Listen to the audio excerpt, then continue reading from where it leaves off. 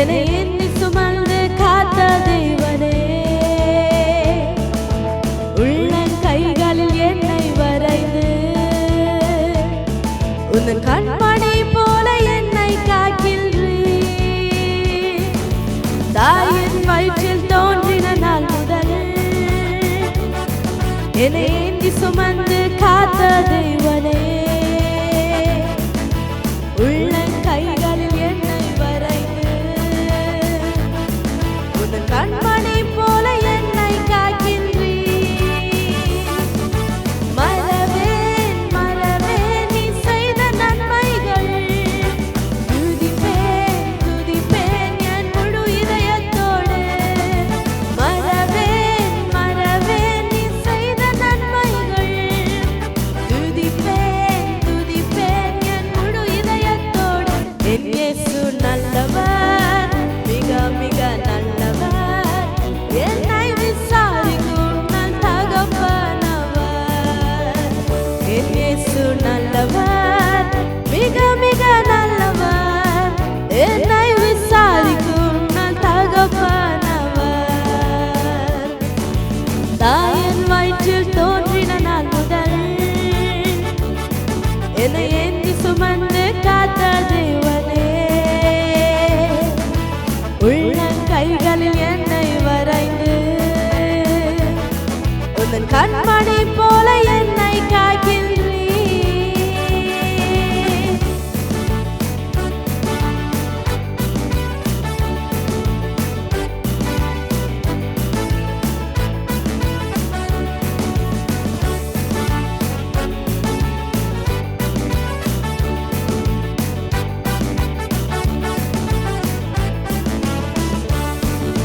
வெள்ளம் போல் தீமை எதிர்த்து வந்தாலும்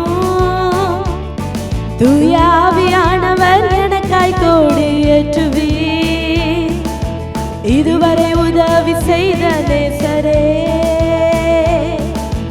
இனியும் உதவி செய்ய வல்லவரே. வெள்ளம் போல் தீமை எதிர்த்து வந்தாலும் தூய ஆவியானவர் எனக்காய் கோடி ஏற்றுவீர். இதுவரை உதவி செய்த நேசரே, இனியும் உதவி செய்ய வல்லவரே. மறவேன் மறவேன் நீ செய்த நன்மைகள், துதிப்பேன் துதிப்பேன் என் முழு இதயத்தோடு. மறவேன் மறவேன் நீ செய்த நன்மைகள், துதிப்பேன் துதிப்பேன் என் முழு இதயத்தோடு. என் இயேசு நல்லவர், மிக மிக நல்லவர், என்னை விசாரிக்கும் நல் தகப்பனவர். என் இயேசு நல்லவர், மிக மிக நல்லவர், என்னை விசாரிக்கும் நல் தகப்பனவர். தாயின் வயிற்றில் தோன்றின நாள் முதல் என்னை ஏந்தி சுமந்து காத்த தேவனே, உள்ளங்கைகளில் என்னை வரைந்து உந்தன் கண்மணி போல என்னை காக்கின்றீர்.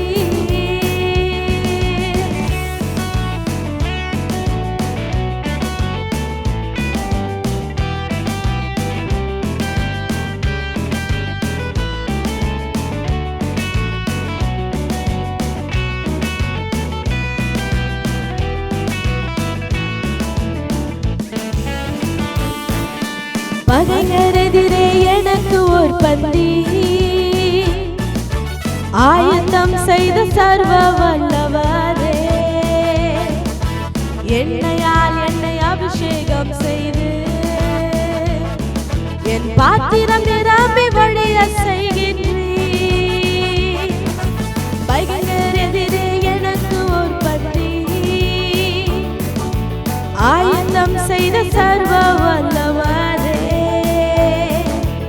எண்ணெயால் என்னை அபிஷேகம் செய்து என் பாத்திரம் நிரம்பி வழிய செய்கின்றீர். மறவேன் மறவேன் நீ செய்த நன்மைகள், துதிப்பேன் துதிப்பேன் என்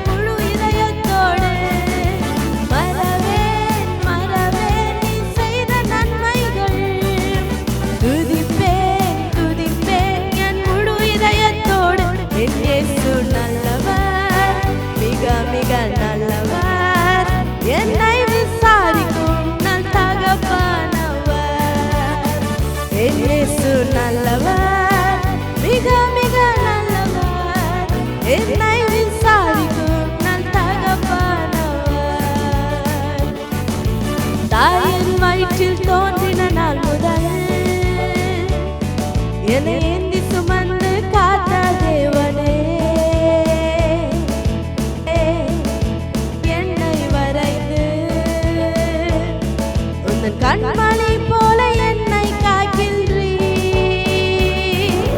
தாயின் வயிற்றில் தோன்றின நாள் முதல் என்னை ஏந்தி சுமந்து காத்த தேவனே, உள்ளங்கைகளில் என்னை வரைந்து உன் கண்மணி போல என்னை காக்கின்றீர். மறவேன் மறவேன் நீ செய்த நன்மைகள், துதிப்பேன் துதிப்பேன் என் முழு இதயத்தோடு. மறவேன் மறவேன் நீ செய்த நன்மைகள், துதிப்பேன் துதிப்பேன் என் முழு இதயத்தோடு. என் இயேசு நல்லவர், மிக மிக நல்லவர், என்னை விசாரிக்கும் நல் தகப்பனவர்.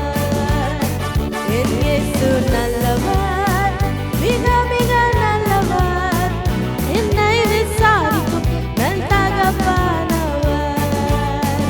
என்னை விசாரிக்கும் நல் தகப்பனவர். இயேசுவுக்குள் அன்பான சகோதர சகோதரிகளே, ஆண்டவராகிய இயேசு கிறிஸ்துவினுடைய இனிய பெயரால் இன்றைய தினம் நாம் தியானிக்கக்கூடிய செய்தியின் மைய பொருளாக தீமையின் நின்று பாதுகாக்கும் இறைவன் என்கிற தலைப்பிலேதான் ஆண்டவருடைய வார்த்தைகளை நாம் தியானிக்கப் போகிறோம். இயேசு தன்னுடைய சீடர்களுக்கு அவர் ஜெபிக்க கற்றுத்தருகின்ற பொழுது அதில் ஒரு பகுதிதான் மத்தேயு 6வது அதிகாரம் 13 உள்ள திருவசனங்கள். எங்களை சோதனைக்கு உட்படுத்தாதையும் தீயோனிடம் இருந்து எங்களை விடுவியும். இன்றைக்கு நாம் ஒவ்வொருவருடைய வாழ்விலும் சோதனைகள் பல நிலைகளிலே வந்து கொண்டிருக்கிறது. தீயவன் கொடுக்கக்கூடிய தாக்குதல்கள், இவற்றிலே இருந்து மீள முடியாமல் பல குடும்பங்கள், பல ஊழியர்கள் இன்றைக்கு வாழ்ந்து கொண்டிருக்கிறோம். ஆனால் ஆண்டவர் எல்லாவிதமான தீமையின் பிடியிலே இருந்தும் உங்களையும் என்னையும் இந்த சமுதாயத்தையும் ஆண்டவர் பாதுகாக்க விரும்புகிறார். இன்றைக்கு பாருங்கள், குடும்ப வாழ்விலை பார்க்கின்ற பொழுது எதிர்பாராத நோய்கள் வருகிறது, எதிர்பாராத விபத்துகள் வந்து கொண்டிருக்கிறது. சில நேரத்தில் நீங்கள் நினைக்கலாம், ஏன் என் வாழ்க்கையில் ஆண்டவர் இதை அனுமதித்தார் என்று. சில நேரத்திலே தொழில் வியாபாரத்திலே, பணி வாழ்விலே, ஊழியத்திலே பிசாசானவன் என்ன செய்வான்? அவர்களுக்குள்ளே பெருமை என்கிற ஒரு எண்ணத்தை ஏற்படுத்தி கடவுளுக்கு கீழ்ப்படியாத ஒரு குணத்தை அவர்கள் உள்ளத்திலே விதைத்து போட்டி பொறாமைகளை அவன் ஏற்படுத்தி ஆண்டவர் வழிநடத்துகிற அந்த ஊழிய பாதையவே யார் மூலமாகவது அவன் உடைக்க தீர்மானத்தை அவன் செய்வான். சில நேரங்களிலே குடும்பங்களிலே கடன் தொல்லைகள் வந்து கொண்டிருக்கும். சில நேரத்திலே சமாதானம் இல்லாத நிலைகள் இருந்து கொண்டிருக்கும். இப்படிப்பட்ட ஒரு சூழ்நிலையிலே வாழ்ந்து கொண்டிருக்கிற நாம் ஆண்டவருடைய அடைக்கலத்தை, அவரை நாம் அரணாக ஏற்றுக்கொண்டு அவருடைய பிரசன்னத்திலே நாம் அமர்ந்து ஆண்டவரை என்னை பாதுகாத்தருளும் என்று சொல்லி ஆண்டவரிடத்திலே நேரத்தை நீங்கள் செலவிட ஆரம்பிக்கின்ற பொழுதுதான் அவர் உங்களுடைய அடைக்கலமும் கோட்டையும் அரணுமாக அவர் மாறுவார். நீதிமொழிகள் புஸ்தகம் 18வது அதிகாரம் 10 உள்ள வசனத்தை நீங்கள் வாசித்து பார்க்கின்ற பொழுது ஆண்டவரது திருப்பெயர் உறுதியான கோட்டை, அவருக்கு அஞ்சி நடப்பவர் அதனுள் சென்று அடைக்கலம் புகுவார். ஆண்டவருடைய திருப்பெயர் உறுதியான கோட்டை. நீங்கள் ஆண்டவரை இறுக பிடித்து கொண்டீர்கள் என்றால் உங்களுடைய வாழ்க்கையில் வருகிற எல்லா தீமைகளிலே இருந்தும் ஆண்டவர் உங்களை பாதுகாப்பார். அப்படி என்றால் தீமை எங்கிருந்து வருகிறது என்பதை நாம் அறிந்து கொள்ள வேண்டும். அப்போ அறிந்து கொள்ள வேண்டும் என்றால் நாம் கடவுளுடைய பிரசன்னத்தை நாம் நாடி போக வேண்டும். நீங்கள் புனித தாமஸ் அக்வினாசருடைய வாழ்வை நீங்கள் பார்க்கின்ற பொழுது ஒரு செல்வ செழிப்பான ஒரு குடும்பத்திலே பிறந்தவர். அந்த குடும்பத்தில் பிறந்து வளர்ந்தவரை அவருடைய பெற்றோர்கள் படிக்க அனுப்புகிறார்கள். ஆனால் அவர் படிக்க போகின்ற பொழுது தான் ஒரு குருவானவராக மாற வேண்டும் என்று விரும்புகிறார். இது அவர்களுடைய பெற்றோர்களுக்கு பிடிக்கவில்லை. ஆதலால் 2 ஆண்டுகளை அவர் வீட்டு சிறையிலேயே வைத்து அவருக்கு பலவிதமான சோதனைகளை கொடுக்கிறார்கள். அந்த சோதனைகள் வரும்பொழுதெல்லாம் அவர் ஆண்டவரிடம் ஜெபிப்பார். ஆண்டவரே, இந்த சோதனைகளிலே இருந்து எங்களை பாதுகாத்து கொள்ளும் ஆண்டவரே என்று அவர் ஜெபிப்பார். அந்த சோதனைகள் எல்லாம் பாதுகாத்த பிறகு மீண்டும் அவருடைய சகோதரர்களால் அவருக்கு ஒரு பெரிய ஆன்ம சோதனை வருகிறது. அந்த சோதனை என்ன என்றால், ஒரு விளைமகளை அவருடைய அறையிலே அனுப்புகிறார்கள். அவரை பாவத்திலே தூண்ட செய்யக்கூடிய காரியங்களை செய்கிற பொழுதுதான் அவர் சிலுவை அடையாளத்தை போட்டு ஆண்டவரிடத்திலே ஜெபிக்கிறார்.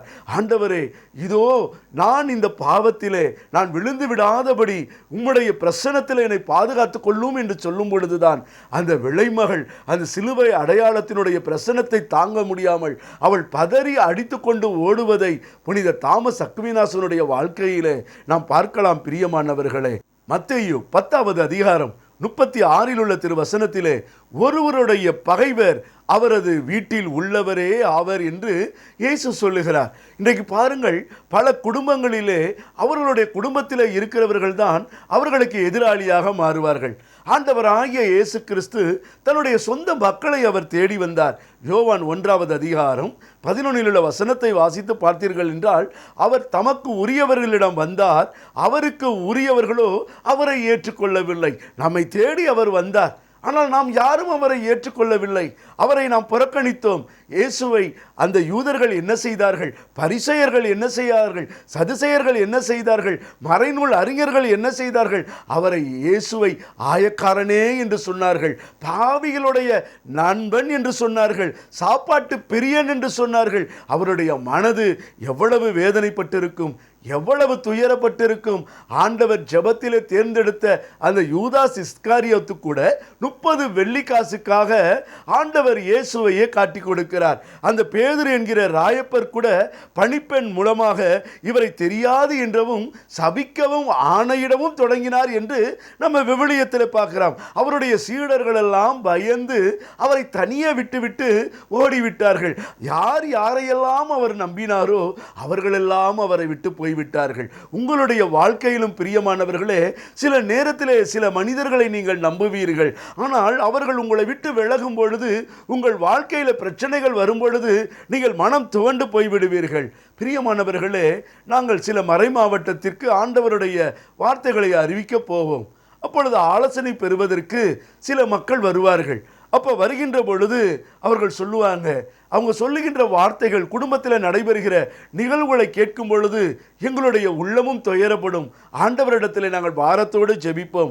அவர்கள் சொல்லுவாங்க, எங்கள் சொந்த குடும்பத்தில் எங்கள் கூட பிறந்த சகோதரனே, எங்கள் கூட பிறந்த சகோதரியே, எங்களுடைய குடும்ப சொத்துக்காக, என் தாய் தகப்பனுடைய சொத்துக்காக, கூட பிறந்தவர்களுடைய சொத்துக்காக இன்றைக்கு சண்டை போட்டுக்கொண்டு கோர்ட்டு வழக்கு என்று போய்விட்டார்கள். எங்களுடைய வாழ்க்கையில் பல பிரச்சனைகளை நாங்கள் எதிர்கொண்டு இருக்கிறோம் என்று சொல்லுவார்கள். சில குடும்பத்தில் இருக்கக்கூடிய மாமனார் மாமியார் இவர்கள் வருவார்கள். அவர்கள் வந்து சொல்லுவாங்க, ஐயா, எங்கள் குடும்பத்தில் நல்ல மகனுக்கு நல்ல மகளை நாங்கள் கொடுத்தோம், நல்ல மகளுக்கு நல்ல மகனை நாங்கள் கொடுத்தோம், ஆனால் அந்த குடும்பம் நல்ல அமைதியாய் போய் கொண்டிருந்தது.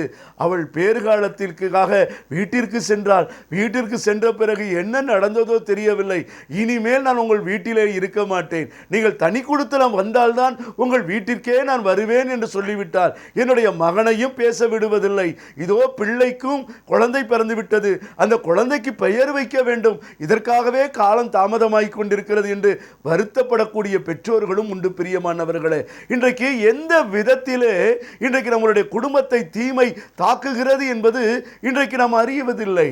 ஒரு சிலர் சொல்லுவார்கள், இதோ என்னுடைய குடும்பத்தில் மருமக நல்ல பிள்ளைங்க, நல்லபடியாக வாழ்ந்தாங்க, அவங்க குடும்பத்தார் ஏதாவது தொலைபேசியில் பேசிட்டாங்கன்னா போதும், உடனே குடும்பத்தில் ஏதாவது ஒரு பிரச்சனை வந்து விடுகிறது என்று சொல்லுவார்கள். பிரியமானவர்களே, இது ஏதோ நடைமுறை வாழ்க்கையில் நடைபெறுவது மட்டுமல்ல.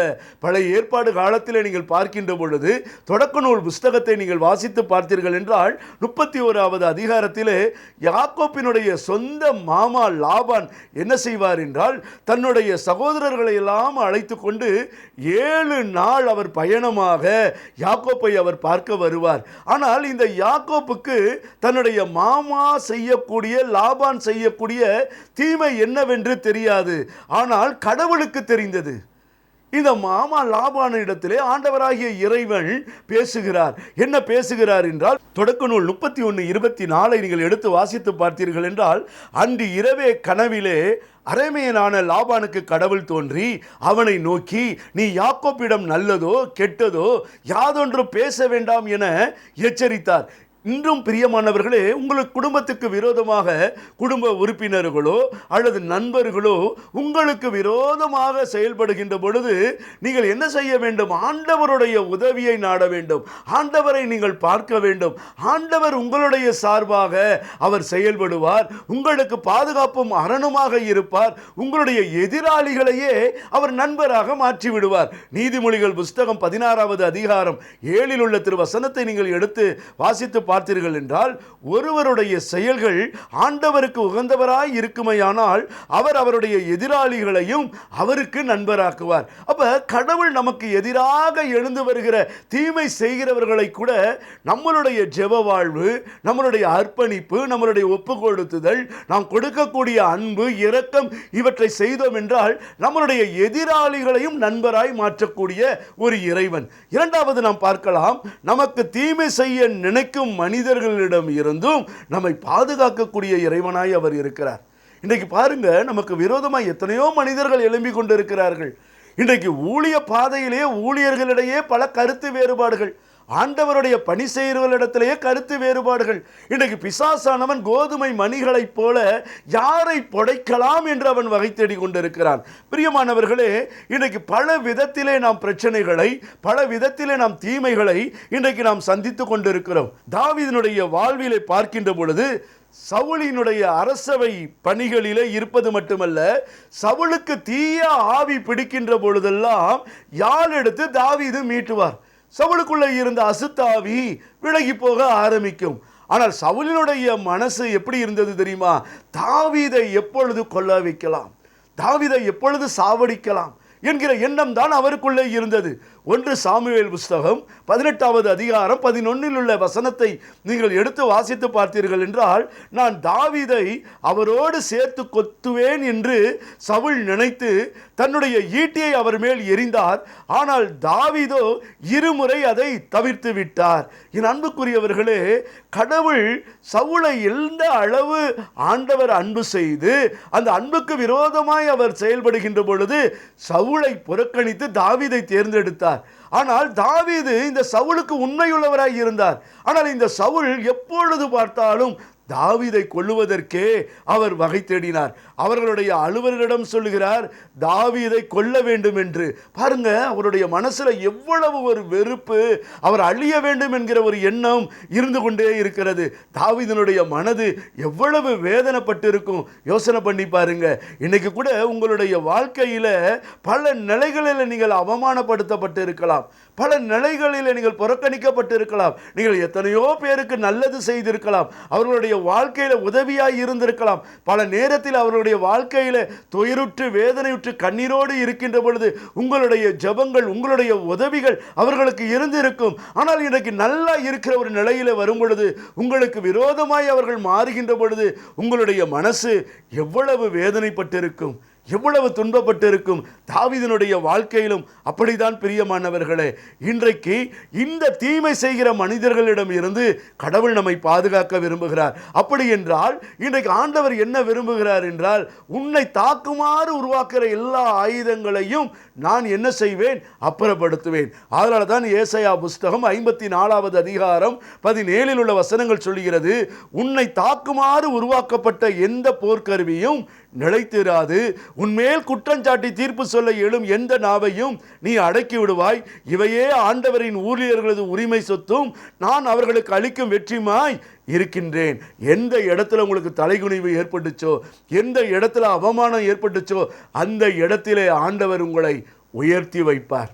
பிரியமானவர்களே, ஆண்டவர் உயர்த்துகிற தெய்வம், தீமையில இருந்து நம்மை பாதுகாக்கிற தெய்வம். அதனால தான் திருப்பாடல்கள் 23:5 தாவீது சொல்லுகிறார், என்னுடைய எதிரிகளின் கண்முன்னே எனக்கு ஒரு விருந்தினை ஏற்பாடு செய்கிறீர், என் தலையில் நறுமணம் தைலம் பூசுகின்றீர், எனது பாத்திரம் நிரம்பி வழிகிறது. தானியேலுக்கு விரோதமாக தண்டல்காரர்களும் பார்வையாளர்களும் அரசனிடம் குற்றச்சாட்டப்பட்ட நிலையிலே தானியேலை சிங்க குகையிலே போடப்பட்ட பொழுதும் அந்த சிங்கங்களின் வாய்களுக்கு தப்பிக்க வைத்த ஆண்டவர் உங்களையும் எல்லா தீமைகளிலே இருந்தும், தீயவனுடைய பிடியிலே இருந்தும் உங்களை பாதுகாக்க வல்லவராய் இருக்கிறார்.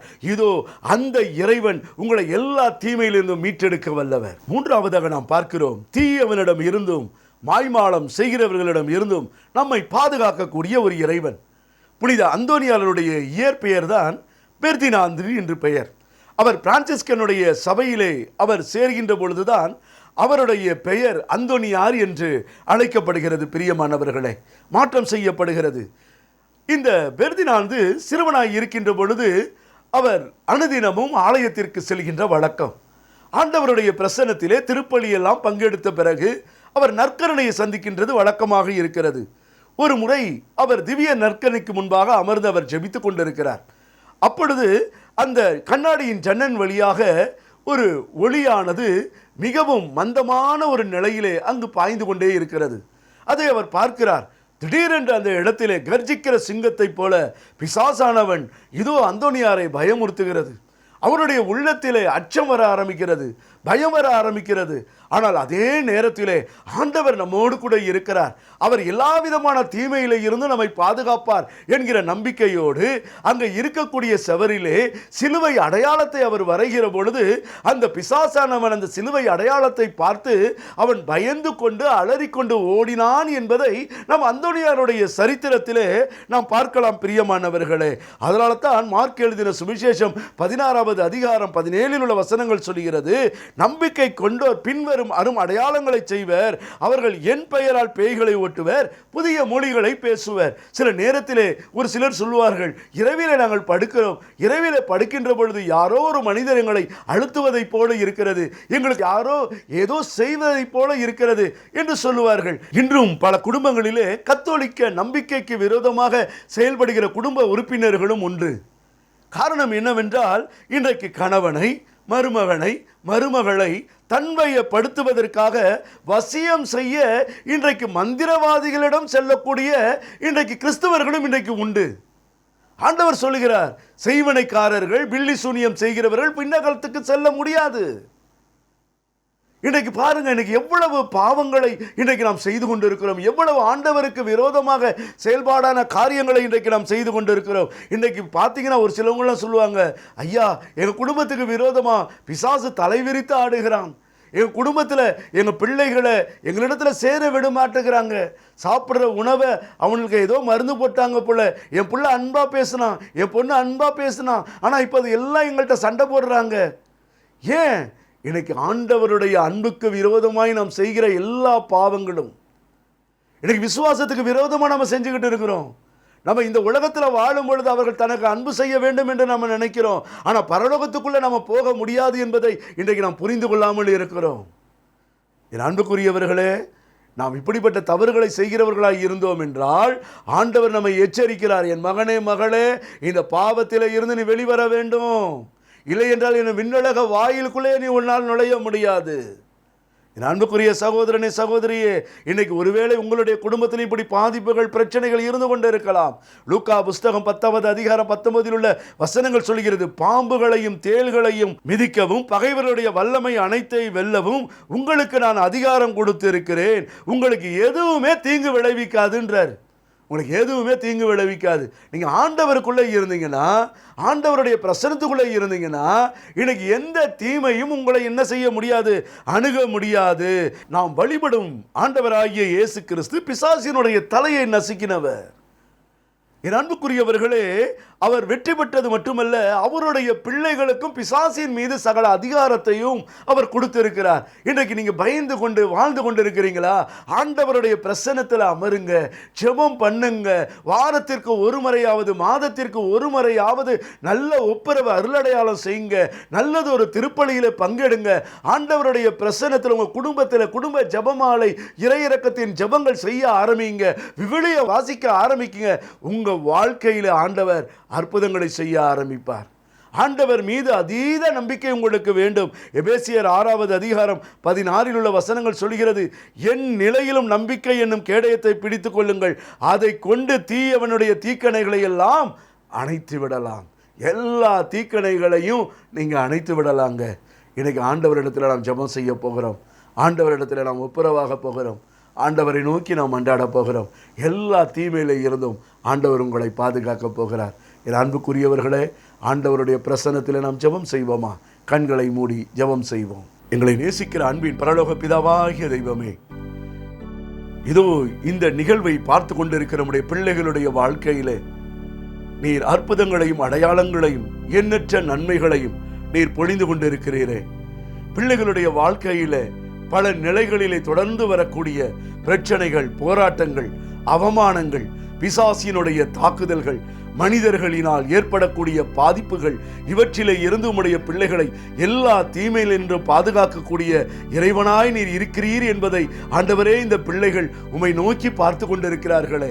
இந்த பிள்ளைகளுடைய வாழ்வுக்கு விரோதமாக எழும்புகிற எல்லா விதமான தீமைகளையும், அந்தகாரத்திய சக்திகளையும், இருளின் ஆதிக்கங்களின் பிடியிலே இருந்தும் இந்த பிள்ளைகளையும் அவர்களுடைய குடும்பங்களையும் ஆண்டவரே அவர்கள் செய்கிற தொழில் வியாபாரங்களையும் நீர் பாதுகாத்து ஆசீர்வதிக்கும்படியா இந்த வேளையிலே ஜெபிக்கிறோம். ஆண்டவரே, எல்லா தடை மேடுகளும் இயேசுவே உம்முடைய நாமத்தினால் மாறும்படியாய் நாங்கள் ஜெபிக்கிறோம். இந்த நிகழ்ச்சி ஒளிபரப்ப உதவிய திருமதி கிளாடிஸ் செல்வராஜ், திருமதி இமாக்குலேட் பிரீத்தி ஸ்டீவ் ஆல்ட்ரின், திருமதி ரெஜினா பிலிப், திருமதி மெர்சி தமிழ்ச்செல்வன், திருமதி ரெஜிஸ், திரு டேவிட் செல்வராஜ், இந்த குடும்பத்தை நீர் அபரிதமாய் நீர் ஆசீர்வதிக்கும்படியாய் ஜெபிக்கிறோம். ஆண்டவரே, இதோ இந்த நிகழ்ச்சியின் வழியாக இவர்களுடைய குடும்பங்களிலே இருக்கக்கூடிய எல்லா தீமைகள் விலகுவது மட்டுமல்ல, இதோ பார்த்து கொண்டிருக்கிற பிள்ளைகளுடைய வாழ்க்கையில இருக்கக்கூடிய அத்தனை தீமைகளிலே இருந்தும் நீர் விடுதலை கொடுத்து ஆசீர்வதிக்கும்படியாய் ஜெபிக்கிறோம். இவையெல்லாவற்றையும் ஆண்டவரும் மீட்பரும் இயேசு கிறிஸ்துவினுடைய ஒப்பற்ற திருப்பெயரால் ஏறெடுக்கிறோம் எங்கள் நல்ல தந்தையே, ஆமென்.